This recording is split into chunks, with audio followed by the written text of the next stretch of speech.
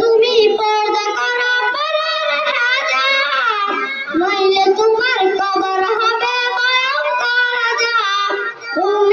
তুমি পর্দা করো পরার হেজাব, নইলে তোমার কবর